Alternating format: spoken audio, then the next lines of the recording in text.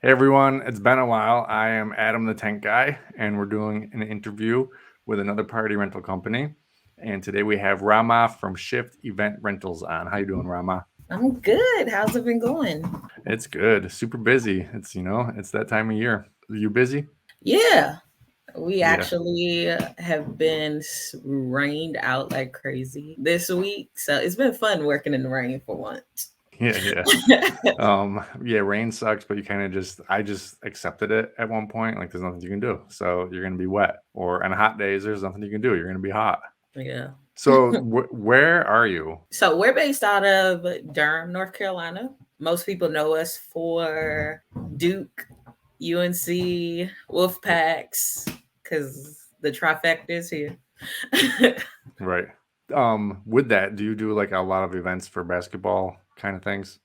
So funny story. Yes, Okay. but I have not been able to do them under the event rental company. But prior to this, I've done a lot, especially more so connected to Big Three as well as CIAA. Okay. Um, Cool. and so I'm hoping now to transition into that. I've done one for Final Four ACC tournament, but I'm really hoping to transition into that, seeing as how we're kind of in the mecca of a lot of the beloved teams right here. Right. Now, what is it that you rent out? What is your part of the rental industry? So our company, we are a little bit different from the average. I am this year we finally kind of took the stance and we are really the event professional and entrepreneurs rental company. So we're seldom being hit up by the person for their personal event. We're more so doing a lot more corporate events.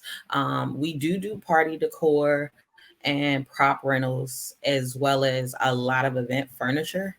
However, we are our focus is to really streamline the process for small business or business owners in general who are doing branding, any type of branding events, whether it's grand openings to vending events, as well as event professionals who are just trying to streamline the process for events they're doing for clients. Right. So you said not a lot of just individual events. So you're dealing a lot with other people who are trying to get everything together for the event that they're managing for said company or said individual. Exactly. Or it's the business owner who is actively investing in building a brand. Right. So their stance on spending money for their business is completely different than the person just looking for table shares, tent, whatever, for a backyard party or 4th of July cookout. Right. So what are they looking for? It's going to be a lot more pipe and drape. It's going to be a lot more things that are customizable, brandable. So we do a lot of things that get custom painted or custom wrapped or just have a way, just gives you a very interactive way to have brand placement put for engagement. So like a swing that can be wrapped with your logo for a fair or whatever. It may be like arches that could be custom painted in your company's colors. This weekend we actually did our first Duke University event. And so that one was a lot more traditional rental equipment. It was some games. It was a 30 by 60, lots of tables, chairs, hand sanitizer stands that were able to be brandable, stanchions, rope. You know, a lot of stuff overlaps with generic stuff in the industry, Right. but it's being done in way larger volumes, and 9 times out of 10, it gets caught on camera. Right. Okay. It's very interesting. Like, the majority of us are just like what you'd call basic, tents, tables, and chairs, and some fancy things here and there. And then, I meet other people like you, like another friend of mine who are like, my other friend just does luxury stuff, only luxury, really high end things. And you're doing customizable things. It's a real interesting industry because you can go in so many different ways. Is that how you started, or did you start basic? So it's funny that you say that. So I started in trade shows because my background was corporate events. So I started there, and then I started adding more brandable stuff because we did a lot of experimental marketing for big brands. And so I seen how they sourced it, and I seen how much overhead was attached to sustaining it for those durations. And I realized they do that because there are very few options in markets, or there are very few options that will travel with them, where they can source it. And so our company, we service nationwide, and the leverage in that is our average booking is not, it typically ranges between like 25 to 4,000. Right. So it makes it easier to be able to agree to that. But on that luxury furniture side, you talking about, the funny part about that is we're trying to get rid of all of that in our inventory right now. So Okay. we started with a lot of thrones. We started with a lot of like the glass top serpentine tables and stuff for me and stuff like that. And honestly, right now we are literally just trying to get people to clear it out, because while you can sell it for, I mean, rent it for a lot more, there are logistic things with it that really eat into that profit, like the manpower needed just to be able to transport or sustain certain pieces without damage. And like the thrones, there's huge space. Yeah. Like they're they're like locusts to some extent. They just take up so much space, and it's such a saturated part of the industry now, where a lot of people do it as side hustles. So if you run a business, you're competing with the person that'll deliver it in the back of their SUV for Right. $125, and it's a like $1,000 piece of inventory. It's just Yeah. not worth it. Throne chairs are weird. One of my friends described it as it's kind of like a pop piece. So like higher end clients, at least in his market and mine, don't get that because it kind of looks tacky, depending on what style you got. People more on a budget, they don't have money to spend on an entire fancy thing, so they just get that pop piece.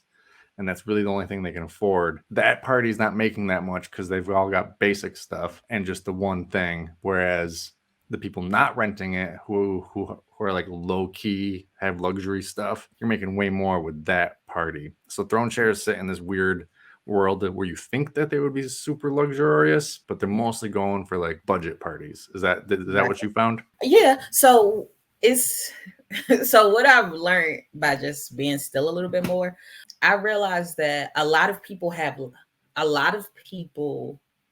invest on the lower end. They invest in a focal point, right? And so that's where you see the throne chair, or that's where you see those two or three big pieces of decor that really ate up most of the budget. And so it's like that's the photo. So they're not worried about the fact that the rest of the party cost them like $150, because the thing that was Instagrammable all was captivated in that one like very condensed space. And it's just like it's not worth the time. Yeah, exactly.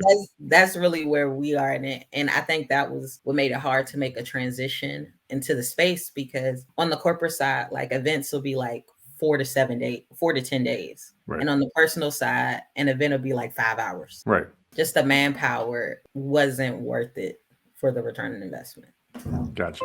So if you're getting rid of some of that stuff, like what is the stuff you focus on that you want to be focusing on? So we do a lot of custom builds. We do a lot of things that can be utilized interactively in interchangeable environments. So schools, event productions, business branding activations, things that people are going to want to still make an Instagrammable moment for themselves to show that they're outside and they did some fun or whatever, but it's not necessarily created exclusively as the focal point of the whole event. Gotcha. It's just something they were like, oh, I did this. Look at this. Look at me. Right. To prove that they actually left the house.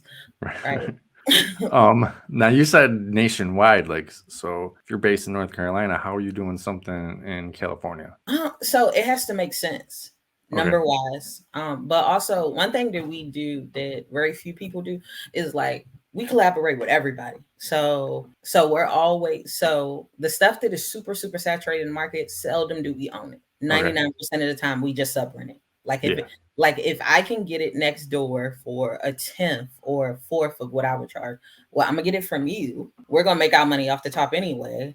And we're gonna allow for your manpower to be leveraged for that. But our clients don't have to go 50 different places. Like they don't have a whole vendor list per se. But on the back end, we have the affiliations. Okay, cool. So you're making connections with people. Like you may not fly out to California, but you can organize the event and people are gonna bring the things you need. Yeah. And if it's something custom, like So two things that we rolled out that I don't think anybody else in our industry offers. We rolled out an event professional affiliate program, Okay. targeted exclusively at venues, and then another one targeted specifically at the creatives, so the planners, decorators, designers. And then the second thing we rolled out was the option for people to make inventory requests directly from the site, or literally it'll sometimes it's not even like stuff that has to be custom made. Sometimes it's just inventory that's not available. They seen it in one picture.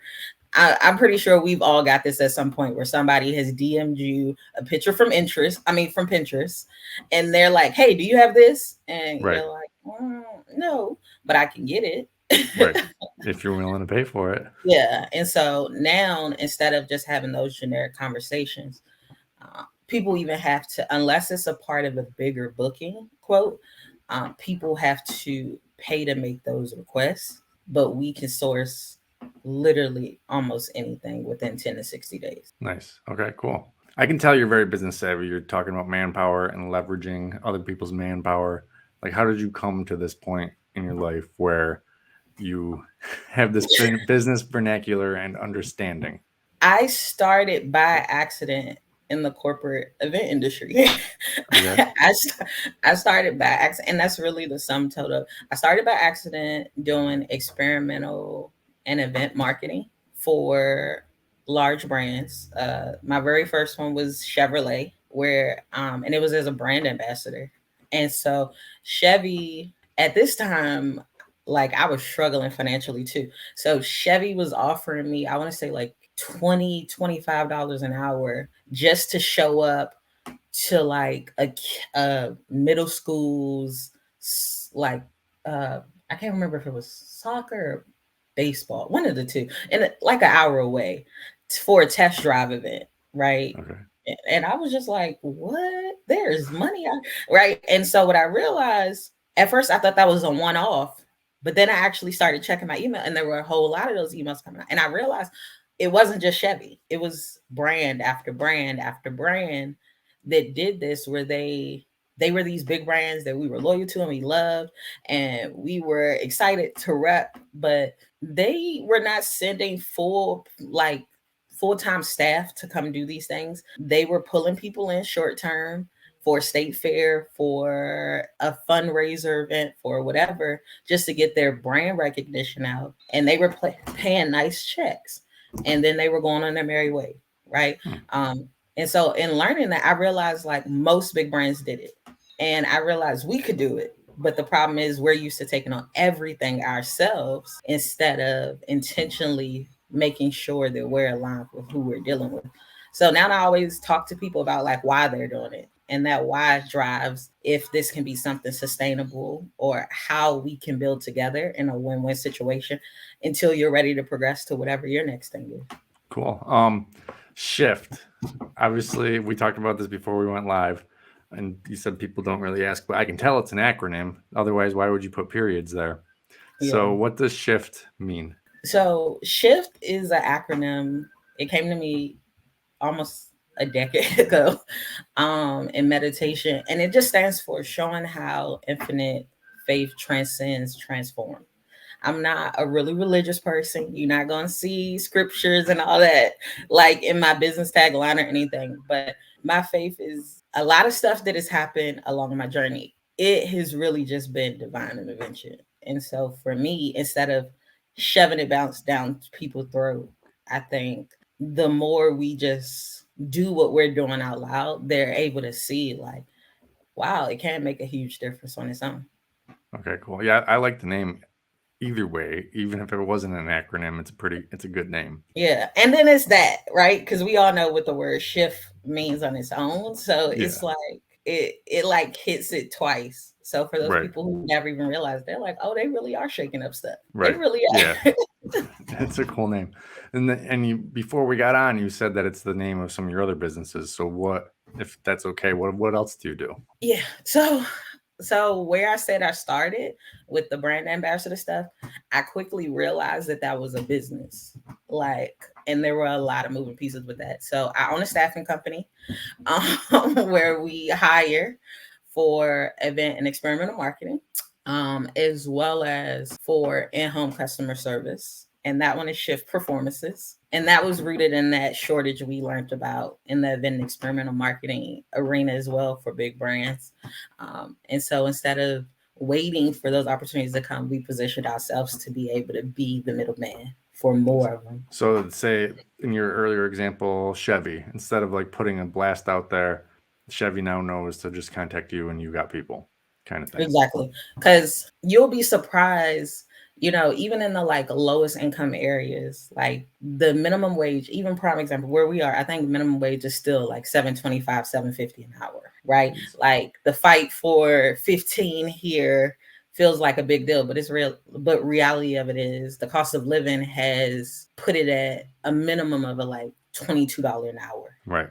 rate for you to be able to live here realistically, right? And so in those situations, like I realized the money that you really need to live is not rooted in finding the perfect job. It's finding the people you're willing to work with, no matter how short term or long term it is. And then the bigger brands are always making efforts to keep you at the front of mind. They're always Right. making efforts in passive ways, from store demos of new products they roll out or old products, to just like, those brands that they're automatically attached to. When you think Pepsi, you think sports, certain types of like sports, like NASCAR and stuff like that.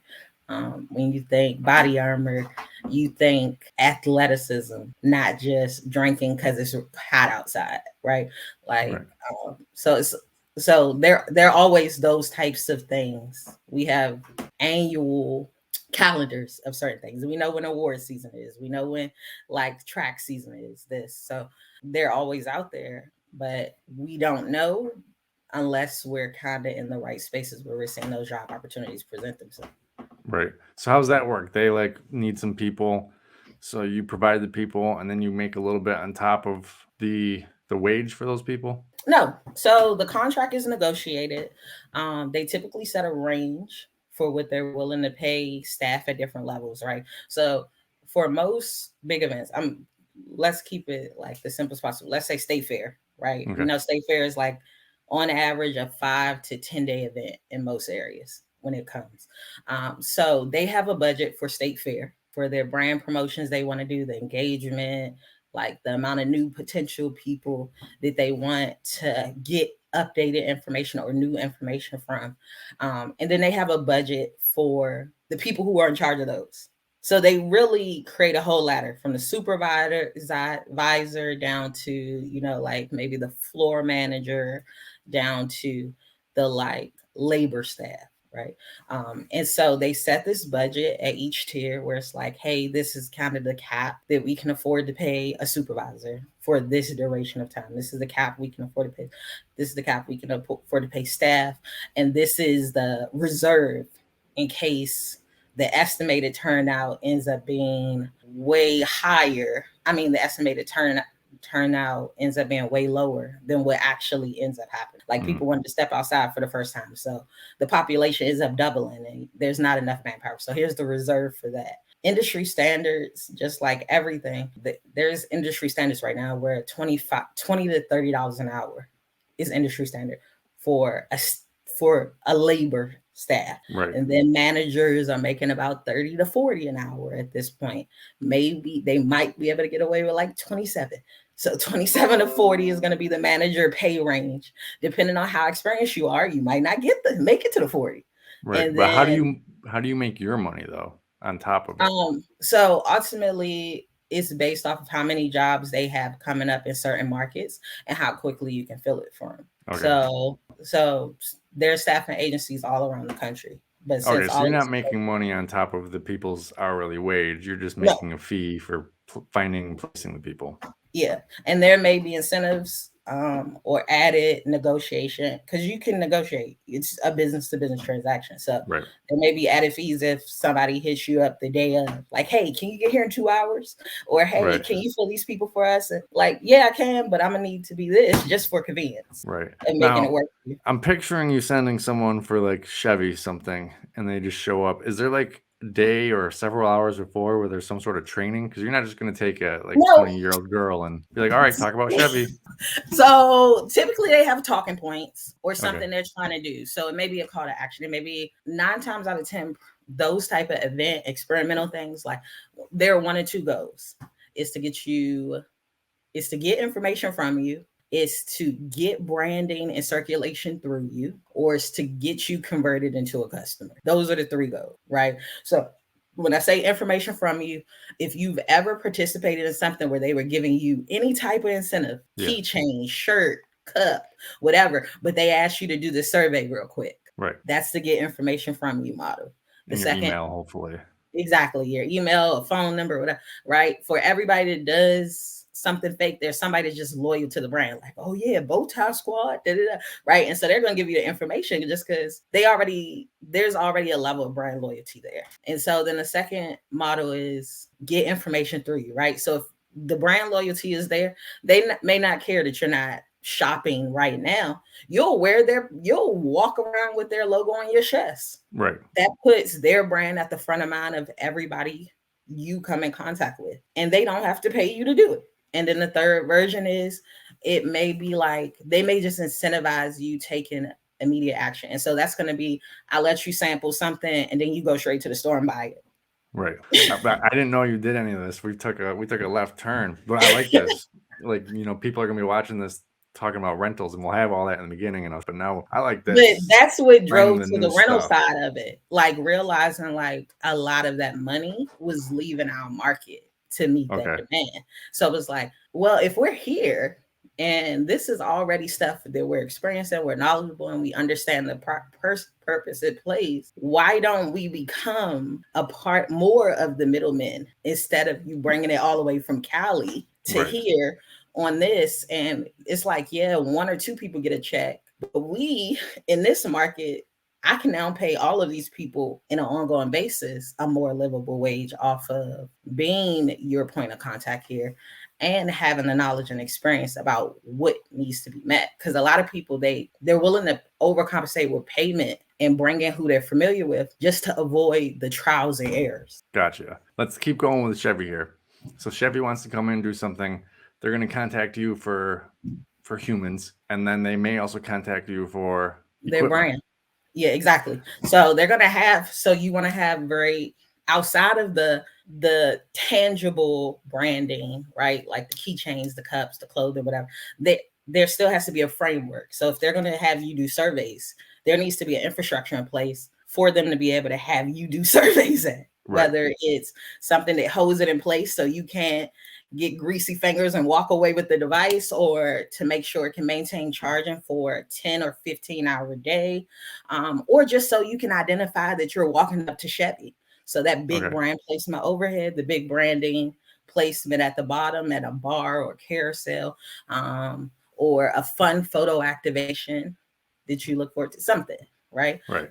And so one part of the team is going to be contacting about the staff. The other part of the team is going to be contacting about the brand activation needs. I was going to ask that. So it's not like one person at Chevy is contacting you and being like, we need this. The businesses are separate. You Yeah. don't like have to like have a conversation and be like, okay, well, I'm going to send you 2 different invoices because one's for labor and one's for this. Nah. There was like separate conversations generally with separate people. Yeah, that honestly, that's the beauty about having them separate, because it allows for you to shut off. Like everybody loves an excuse to pick your brain without compensating you for the time they're about to use you to do something for their own personal gain.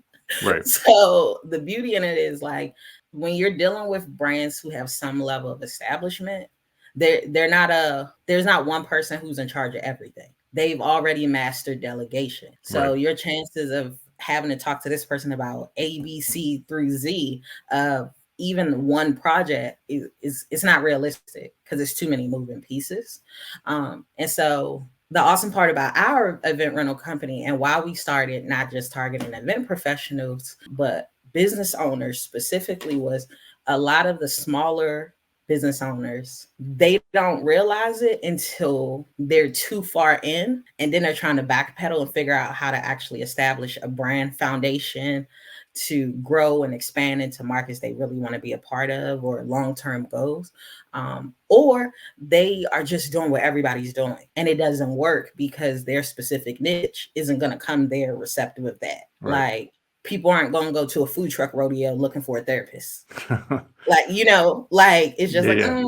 it's not going to hit the same way. So there are alternative ways to allow for you to grow in those spaces, because some of those people probably do need therapy, but they don't want to be talked into therapy while they're eating their hot dogs and turkey legs.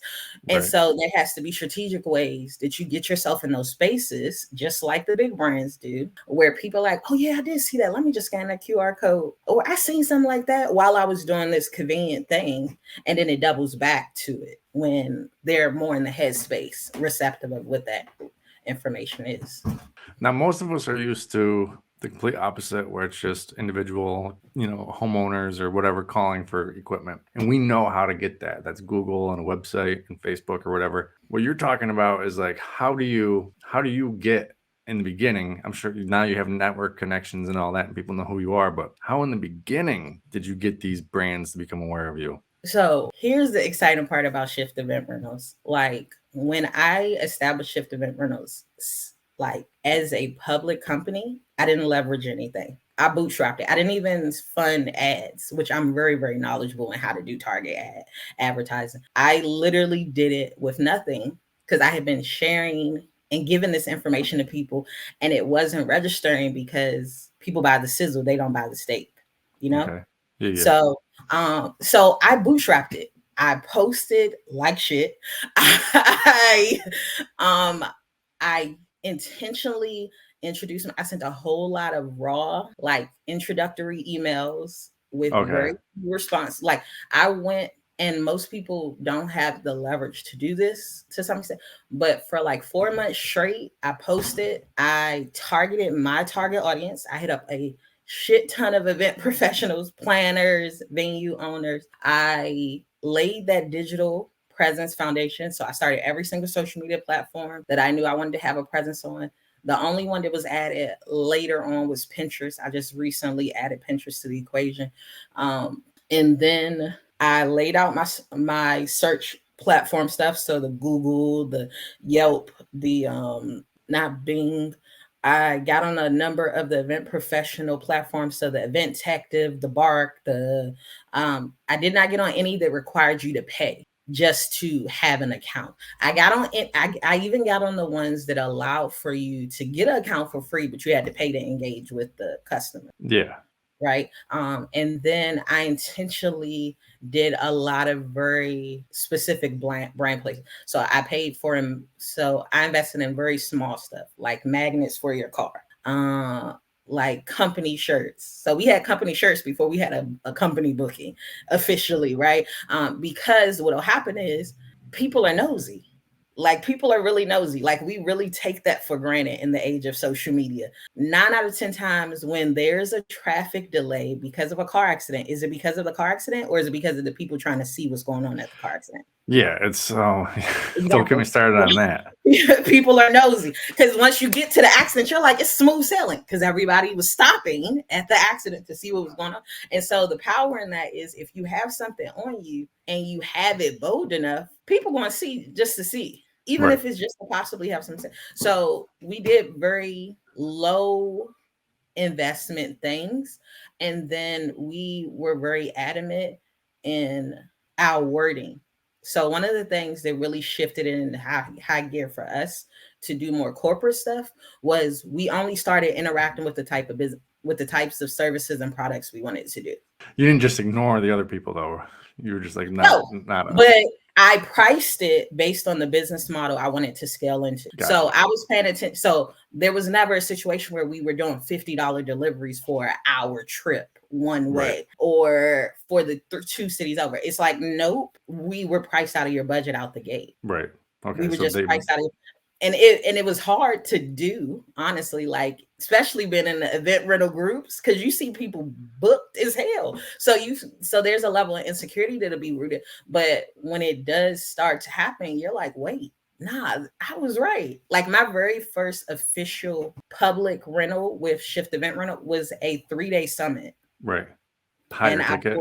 It was like almost $2,000 Okay. for my very first booking.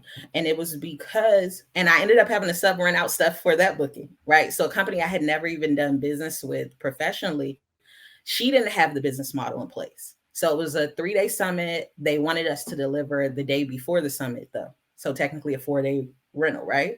Right. But most people in the industry know that there's a 4-3-3, a daily, weekly, and monthly rate. Right. She didn't have that. She just wanted to bill for every single day. And Mm. so we ended up having to adjust it where everything we were bringing in for the rental was delivered for the day before. But the one thing that we were sub renting from her was being brought in the day of. Right. Has she since changed that? Has she No, learned she that you hasn't. can't? But it's because she does private events. She does birthday parties, baby showers. Right. So like we had a conversation within like, because I'm also the type of person, I believe in being a funnel. Right. So once I know the information, I share the information, right? Like I'm not a gatekeeper with anything because it's too many hours and too many days and too many locations for us to meet the demand by ourselves at any point. Yeah, exactly. So she never modified it, but she stays busy. Um, but she Right. stays busy with stuff that I know would make my team have to work 10 times harder than we do to make the Yeah, same amount. exactly. Yeah, that's the way it is around me. Like, there's companies that stay busy and they're busy all day. They don't have a jackhammer. They don't have a stake puller. They don't have things that make you go faster. So they're not even making as much as me, even though they seem like they're busier.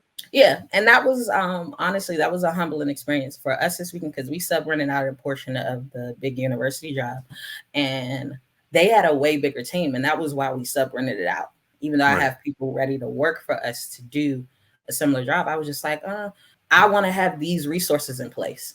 I don't want y'all to be really hard working because the task is labor intensive. I want y'all to be hard working because the demand of work is at the volume it should be. Right. So that was something that we leveraged super early too, where we just started buying the necessary resources to make it as easy as possible for as we grow internally to be able to scale and not to have people just they quit. Busting their ass and They quit because they're just like, I'm yeah. just too overworked. Like we ain't even did enough. But like I'm spent at both ends. And we ain't Right. even made it through half the work yet. So that was another part of it too, where it's like, nah, we're gonna intentionally use this money to reinvest in the framework to build the type of longevity we want to have. Right. I usually ask a question like, "What's a lesson you learned?" or whatever. I think you already answered it. That like investing in that kind of stuff will help you scale or help keep your guys from dying, or it just helps you all in general. Honestly, my biggest lesson has been do not invest in anything recommended by social media influencers in Yeah. the industry. Like that has really been my biggest lesson. Because right now, the stuff that we're trying to get rid of are things that seemed popular because of those who have Instagrammable profiles and because of those who swear they make their money in the industry, but really they make their money from selling you information about being in the industry. Right. So Yeah, I get that because I made a course on party rental businesses more focused on tents, tables, and chairs, and I was very conscientious of like most people just think like if you make a course then you're not successful. You're just trying to make a course and make your money that way, selling the information. And so I was very like nervous about that. yeah. But yeah, a lot of people like there's some dude on TikTok who talks about event spaces and throne chairs. And I don't really know how much event spacing and throne chairing he does, but he makes money on, teaching people about it. And that's one of the things we did start doing. We start and I think that's where the shift started happening, where we started getting more corporate stuff without pitching ourselves to be the corporate company. We started sharing just real business info. Right. So the event professionals that may be a part of the journey where they're just like, nobody really acknowledges that detail out loud or how significant that is, out loud. We started posting about that. We started posting about the resources we use as you scale. Like we don't personally own a company vehicle yet. Okay. So yet I found out that we pay less than pretty much everybody in most of the party rental groups to source our vehicles. because we did it very strategically. So when people list, I'm the bookmark queen, okay? Like I be saving and learning all day from casual conversations, but also from like those like, hey, I got a question, I really just don't know stuff. Um, and so I realized like we save a lot of money on the back end just by strategically learning the fundamentals. Right. So that's been one of those areas that's been like invaluable too. Just real quick, do you rent your vehicles as you need them? Yeah. Yeah. And and um and more often than not, we're renting probably some of the most expensive vehicles. Yeah. Where So that's a thing I see on the Facebook groups as well. Is everyone's always worried about like buy, they got to buy a trailer, buy a box truck, whatever. My first few years, I owned a pickup truck, and I bought a really really cheap trailer, but that was a backup thing. That was really only for the winter. Throughout the summer, I just rented a truck, and now I rent two trucks, the biggest ones possible. And what I learned is even the biggest party rental companies, they may own like one or two trucks, but my friend that I went to school with, he's got like 30 rental trucks. There's no reason to own 32 rental trucks. He owns two, and then the other ones he just, rents for the summer, and then they go back. And it's a 100% tax write off. And if it breaks, you don't have to deal with it. Yep, I did learn about the lease and stuff. So before we own, um, so one thing that we do to source a lot of inventory, we buy used. We Right. buy a lot of stuff off the auction, like a lot. Like we just bought, I want to say like 10 tables for 10 6-foot tables for like $27 the other day. Right. Like I watched somebody else win an auction. I was side eyed and I was like, my time is coming to get it that low. And I watched them win a auction for like 11 6-foot rounds, no 5-foot rounds, because I don't play around with 6-foot rounds. 5-foot round for like 250, and I know what the bare minimum rate is. And so we've done a 250 lot. is in $2.50. No, like 250. But some are about to come out that I think I'm gonna end up getting for under $100. Right. But it's like little things I've learned, and I'm just like I'm trial and erroring through it, like over and over. Like once maybe luck, twice lightning might have just strike twice. But once I see that I can do it consistently, it's like, oh, okay, this is an option. I didn't even realize this was an option. That's an alternative. Okay, that's an option. But the biggest power in this industry, I think, just talk. Like the people that are the biggest, they're the most likely to throw you a bone. They really don't see you as competition because there's a lot of loyalty that exists within their brand, which makes them not care about you getting this one little booking from them. Like, especially if it's somebody they've been trying to get rid of. Right. And there's so many Facebook groups and so many, there's on Reddit too and everything. It just seems like the event rental industry is more open to sharing. And I don't know what that is about, because like there's not that many like plumbers Facebook groups or, any other sort of business. There's like a million event rental Facebook groups. There's too many of them. But something about this business where people are cool with sharing, and it's like it's national, so like if I tell you this, it's not affecting me in my market. And there are always areas that are just unserved, like in the groups. Like I noticed a lot of people, they kind of they're like, well, if I can make this much this distance, I don't need to go further. Right. So while there can be saturation, there can also be a gravely unserved market in close proximity to it, because people have their limits on what they want to do and how they want to do. And for us, it's just like, nope, no limits. No limits. And we do stuff that most people don't want to invest in having. We're really a go big or go home type of company when it comes to a lot of the stuff we offer. And people don't want the financial burden of having to house things where, Oh, you said you learned not to get the Instagram things. Do you use your website as like a test just to see like, hey, we might want to buy this item. Let's just throw it up on the website and see if anyone like calls for it? Yeah, actually, I think I got that from you. So I Okay. pay attention to a lot of y'all. Also, it's kind of funny because now I'm in the like groups act a lot more active, so I see a lot of like the ones who are knowledgeable. Like I don't look at viral stuff. I look at informative stuff. So if I can't learn from it, I doubt that I can trust your judgment outside of the popular cosigns. Right. Um, and so we do that with a lot of stuff.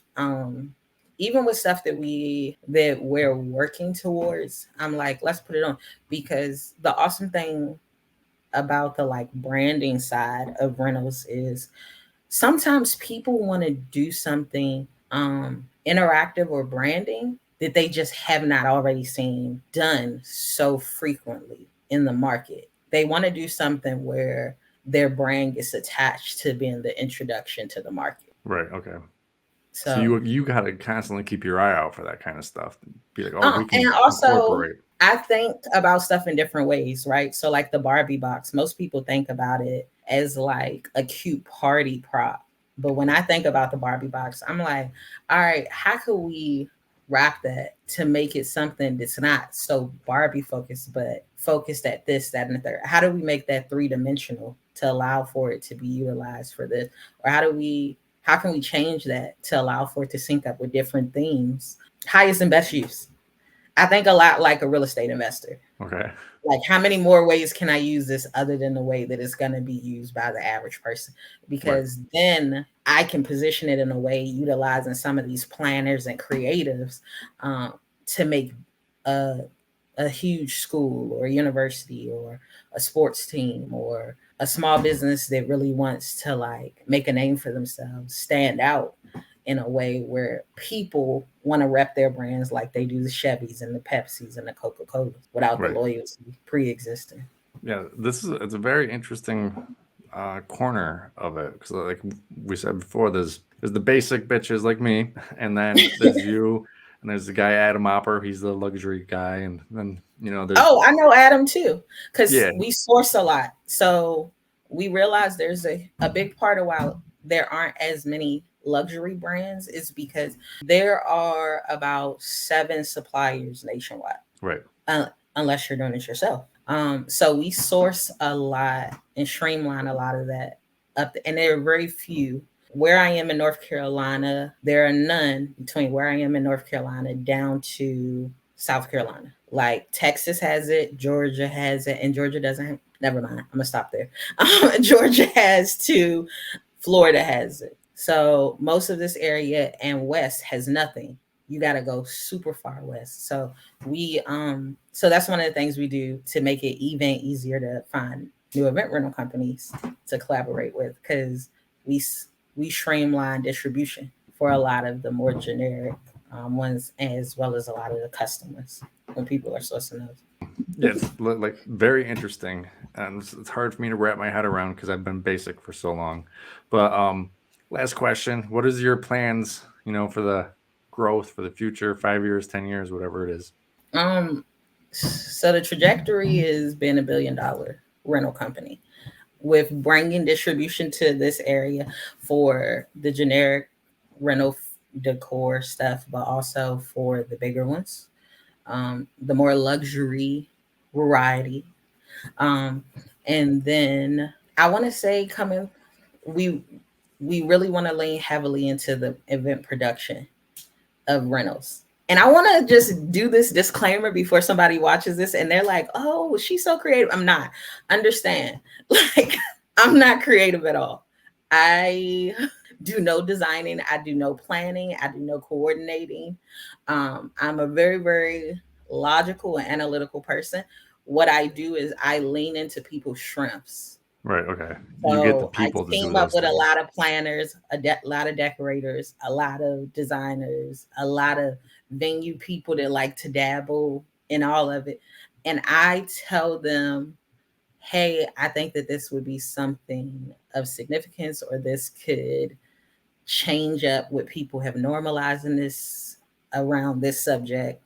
And they make it presentable in a way where people outside of me see it hold something worth paying money for, hold that Right. value. I'm nah.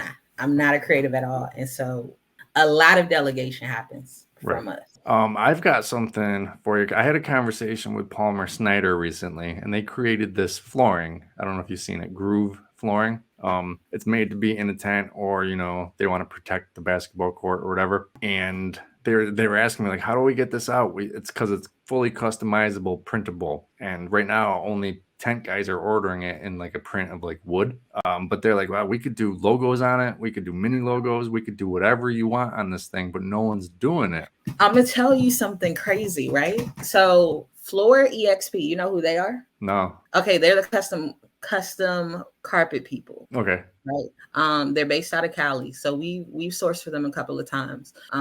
And then they do turf. However, they had done this floor of like a makeshift Monopoly. Okay. Like the whole board, a makeshift Monopoly board, and then they had like the oversized prop pieces that sat on it. And so when I inquired about it, they were like, "Oh yeah, no," like they really didn't explain how it was made or what material it was, but it wasn't something they did. And so I really wish I had one right here. I really wish I could just do like this and show it to you. But we have these huge Scrabble pieces, this about this size. And so I wanted to have my builder make a custom, like life-size Scrabble board for these pieces to go in. But something like that would be even more awesome because it would allow for it to be used a lot more user-friendly. It will also allow for it to be able to transition between schools where young kids are to like older people that understand they need to be kind of cautious of not damaging the wood in between pieces that are normally on a Scrabble board. And so yeah, like it's a lot of like dope ways. And then that would allow for my rental to be branded instead of Scrabble, it'd be branded Words with Shift or something like that, with our logo in the middle. So it's definitely ways to do it where it's something that people still associate to something else. Yeah, check out the Palmer Snyder thing and at some point, because like say Chevy wants something, and you could literally do like the entire floor printed to be an engine or something, and then a few of the panels you put together and is their logo in the center, or a bunch of logos as the entrance to the event or whatever, and it can go indoors and outdoors. Just made That's what you were talking about made me think to do like sports events and stuff like that here too. Yeah, it's that is dope. Well, Ramad, thank you very much for being on. And where can people follow you if they want to get an insight into you? So we are everywhere: Facebook, Instagram, TikTok, Twitter, Threads, Pinterest, and YouTube at Shift Event Rental with no S. And we're on Twitter a lot. We're on Twitter at Shift Event Rents. Okay. Basically, if you type in Shift Event, you should come up. Yep. Everywhere. Okay. With the lighthouse. When you see the purple lighthouse, you know you found us. Right. Cool. Well, thank you for being on and taking the time to talk to me. Thank you.